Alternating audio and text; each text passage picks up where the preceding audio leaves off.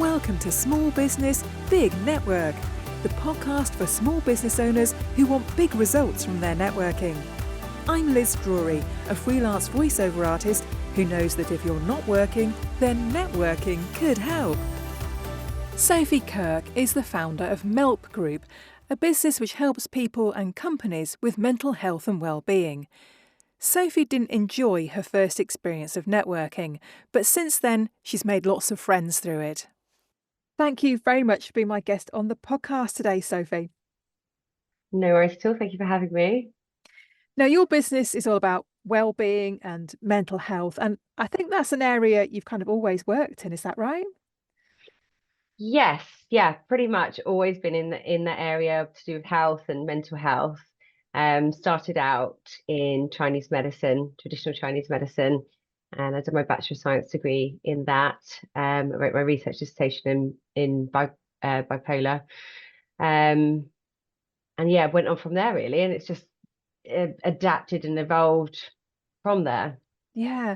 I don't think I've come across anyone who studied a degree in Chinese medicine before. That sounds really quite unusual. Yeah, I guess not for me because I had a class full of people that I studied it with, but Yeah. but yeah, I guess for the UK, it's fairly unusual, and I guess there's not many places where you would study it Mm. in the UK. But hopefully, things are changing, and as we kind of move into, I don't know, different ways of looking at health, which I think people are more and Mm. more, Mm. trying to find their own roots to things. Um, it's becoming more and more common, I think. Yeah.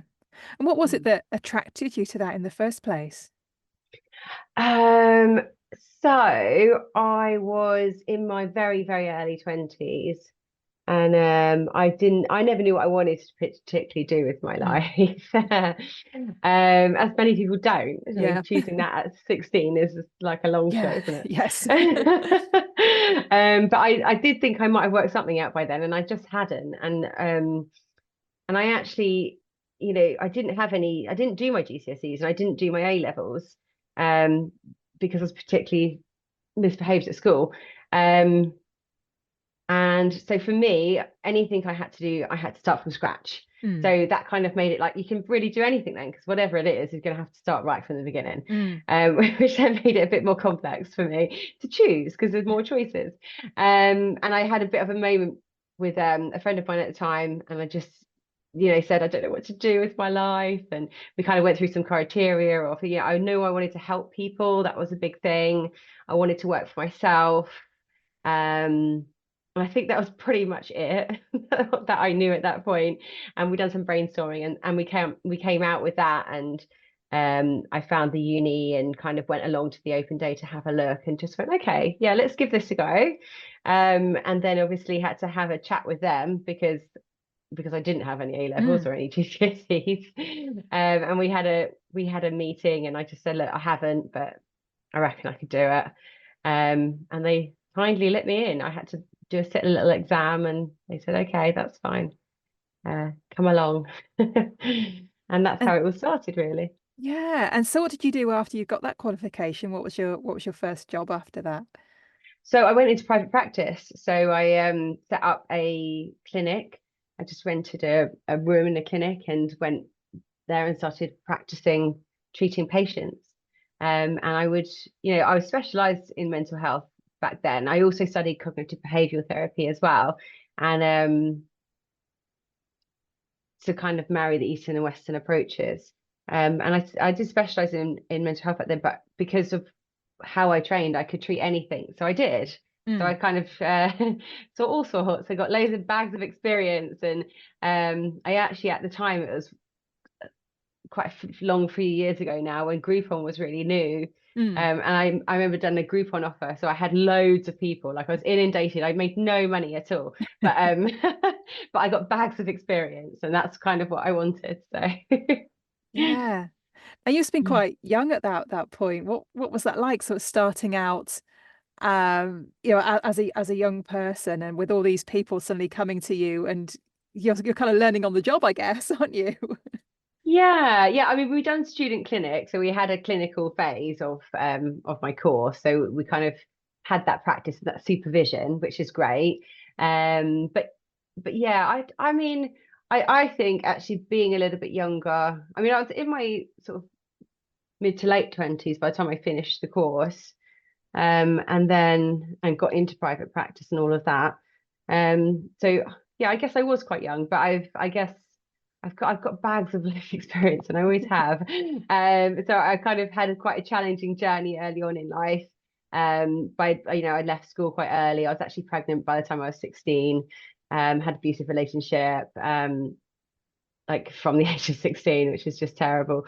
But so I think where I've kind of been through quite a journey myself, people coming in and telling me all sorts of, and you do hear all sorts, but it didn't faze me too much. But it also puts your life into perspective, you know, like I've been through challenging times, but actually the things that I've heard from other people makes that sound not so challenging at all, really. So, you know, everyone has their own level of stuff that they're dealing with, and it's all valid. But like, I think it's great to kind of have those moments of reflection to go, yeah, wow, like some people out there are really suffering. Yeah. Yeah. Yeah. But I think having had your own sort of traumatic journey, it gives you, you know, you're able to empathize perhaps more with the people because you've been through something yourself. And I guess they will perhaps trust you more because of that. Yeah. I mean, I mean, I am very empathetic, and I do think that comes from my experiences.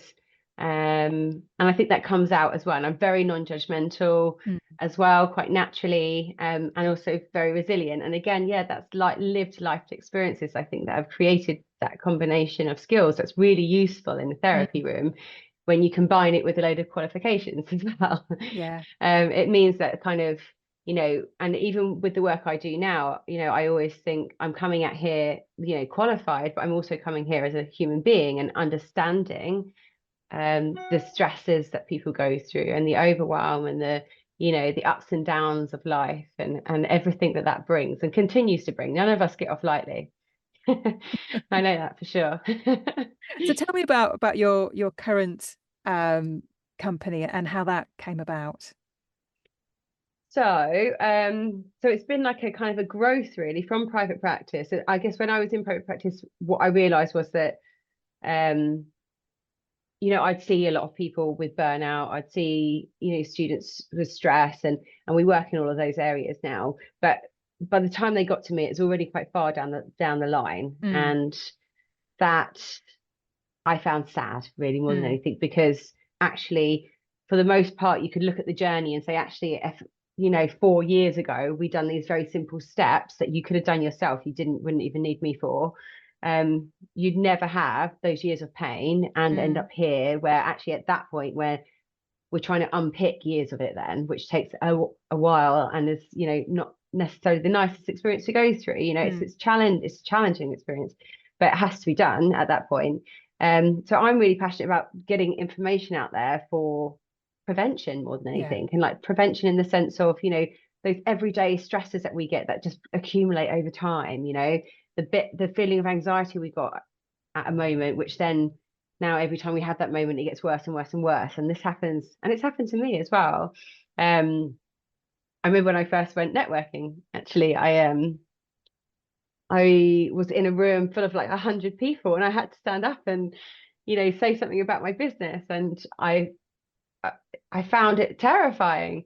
And and then every time I went after, but I'm not one to give up very easily, so so I carried on going. But you know, every time I went afterwards for a long time, I would be very, very anxious, you know, and it probably wouldn't externally show, but inside I was like a wreck.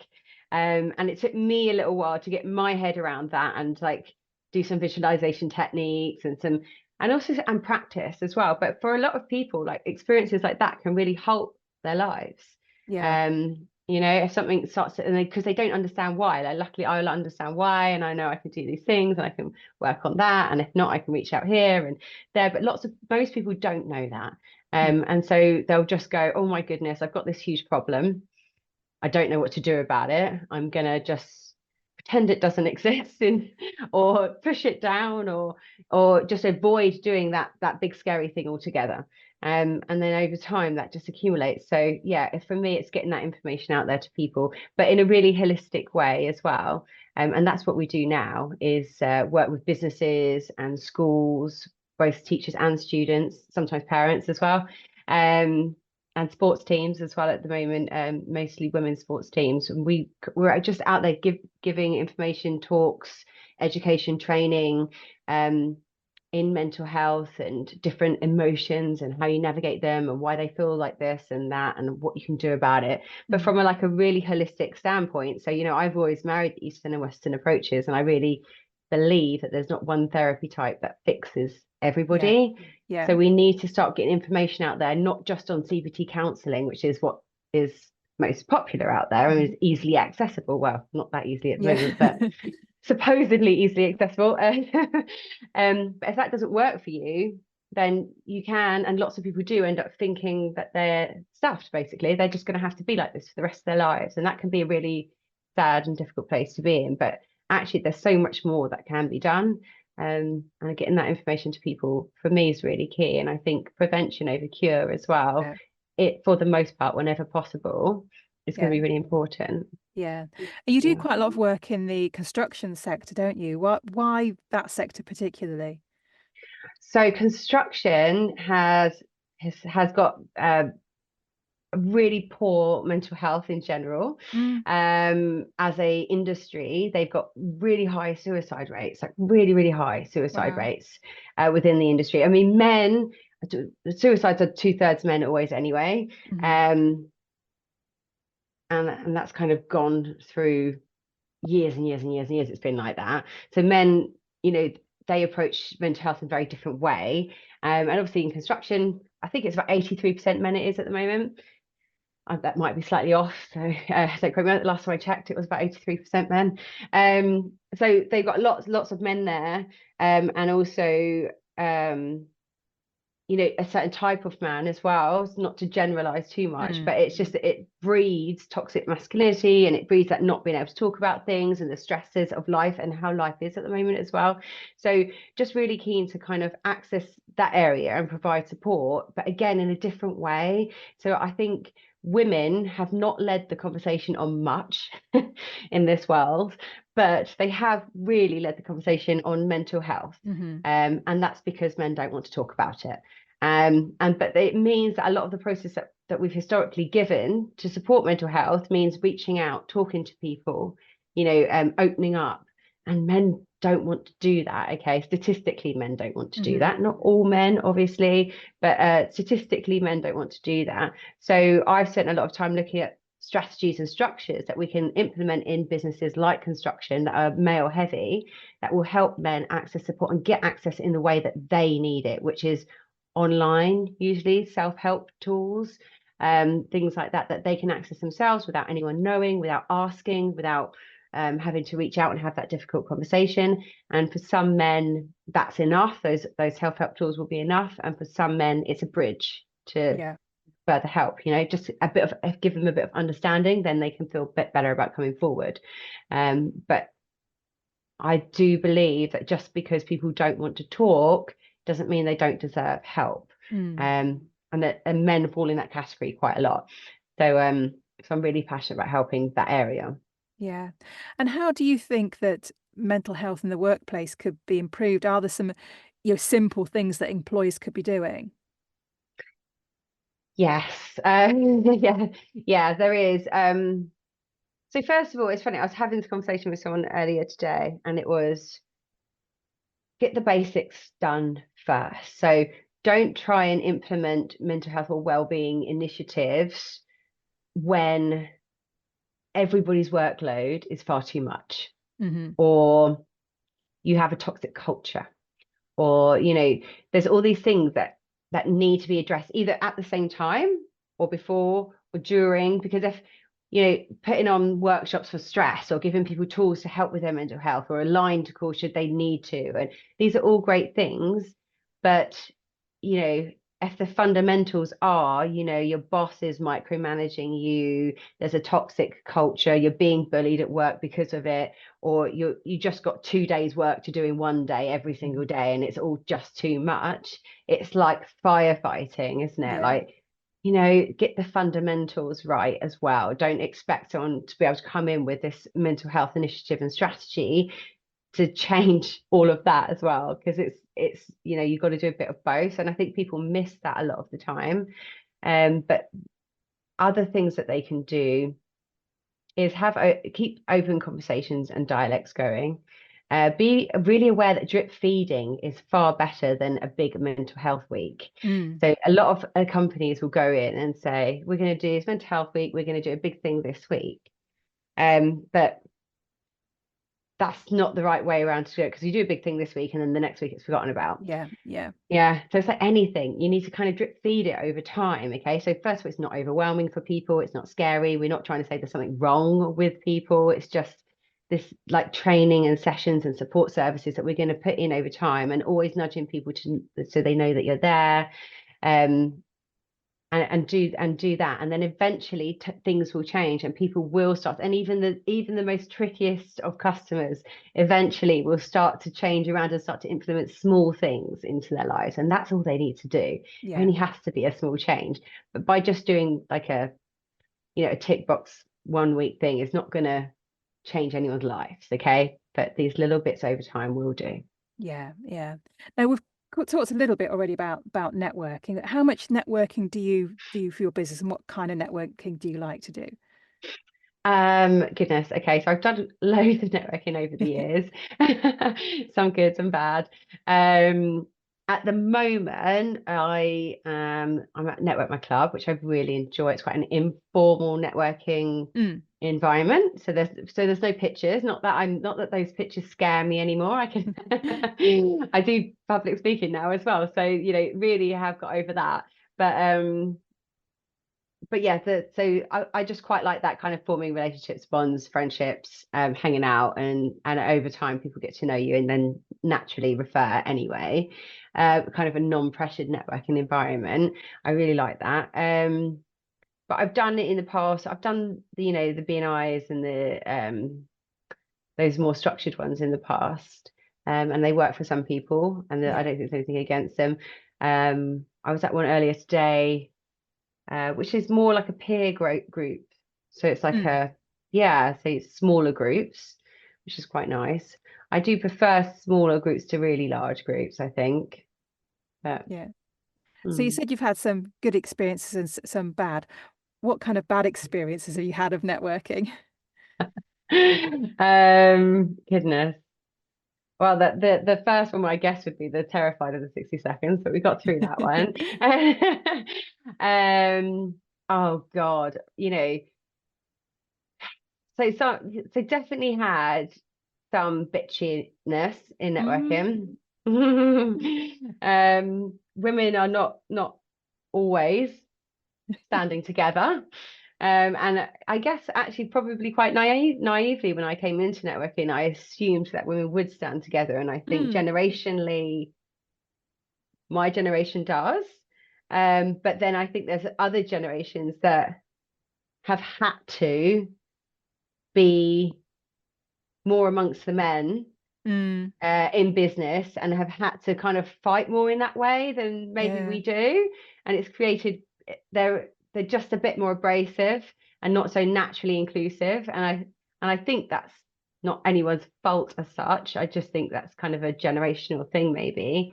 But yes, definitely some pitchy women, which is not very nice. And you know, no, it's not very nice. And the you know, the experiences I had, I found out and continue to find out from other women that I meet along the routes, that they've had the exact same experience with exactly the same people. So it can be like particularly nasty.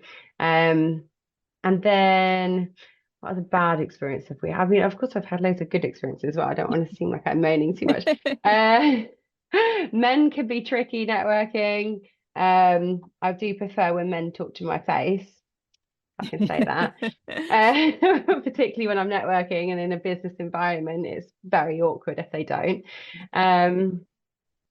But yeah, those sorts of things, I think. And then the awful ones, which just want to sell everything to you instantly. So you must have heard that time and time again. Yeah. So I've had like one-to-one Zoom calls with people after I've met them once, and they've just basically given me a pitch deck. Yes. I'm like, oh, okay.